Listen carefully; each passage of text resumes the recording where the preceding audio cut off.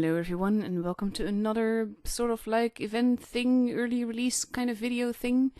Basically these are the stages of the event that we're going to get, the rewards that you can get from it and everything, and as they said it is very like the Annihilator event, so it will be kind of pay to win if you want a tank. That is, you can't earn everything for free if it's anything like that event.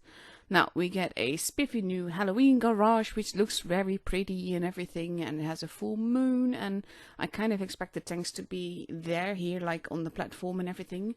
Not entirely certain, because we don't actually see a tank there, but still. But yeah, it kind of looks like fun, and it's a bit dark, and sort of like a broken lab or something with a ship that is just there. That has the tier 5 tank that we can get through the event, the tier 5 Titan Crusader thing. And basically it's called the Titan MK1 to be exact. And this is it basically. That is on the platform that I just showed, so that has to be where the tanks will be.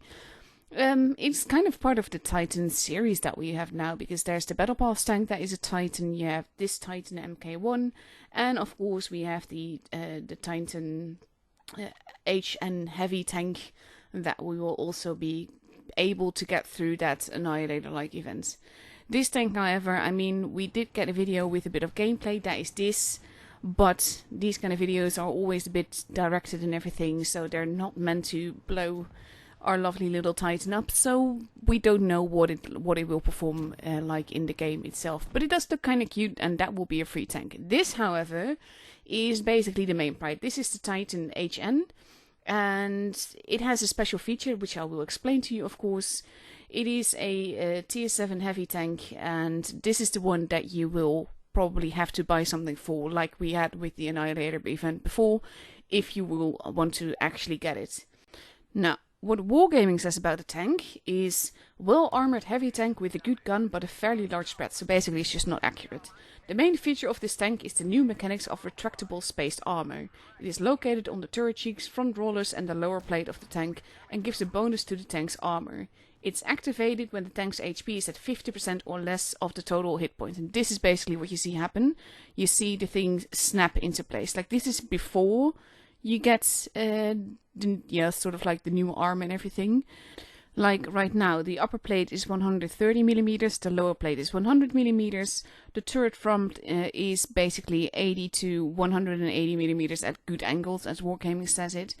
But once you get that armor in place, those stats change, because after a loss of 50% HP, that lower plate is covered with a 60 millimeter spaced armor. And the turret front is basically gets a 60mm screen after losing 50 HP as well. So that's basically, it just adds armor. Now, the gun has a penetration of 180, a damage of, well, alpha damage of 310, and the DPM, fully equipped Wargaming says, but we don't know with which equipment, is 2100. And the base accuracy is 0.44. The maximum speed is 35 kilometers per hour, and the thrust to rate ratio is 9.7 HP per ton. So that's basically the information that Wargaming is giving us about the tank. Now, I can't say I'm a fan of like the fantasy consumables, and this is basically not a fantasy feature that I'm not a fan of, because basically the tank isn't balanced the right way. I feel like when you have like the OP consumables and everything that changes the features of the tank and the way it performs, I feel that it will be the same with this armor. Now, I won't know for sure until I've actually driven it, so I shouldn't really judge. It doesn't appear to be as OP as the Annihilator, so there's something for that at least. But all in all, I'm not really a fan of these kind of features, no matter how cool they look. And I kind of wish that Wargaming wouldn't add things like that basically just upset the balance of the tank itself. That being said though, this is a tank that if it is like the Annihilator event, and Wargaming kept saying that it will be very much like the Annihilator event, then you have to pay in order to get this. I think that the thing that you needed for the Annihilator was about €22, if I remember right. So that's basically what you'd need to spend, and then you'd still have to play and everything in order to be able to get to this tank. So yeah, that's basically the info I've got for you. It doesn't look as OP as the Annihilator, at least, so that's something.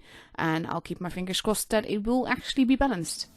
That's it for now, however. Hope you guys enjoyed this video with the little sneak peeks and everything, and I will see you guys later. Bye bye!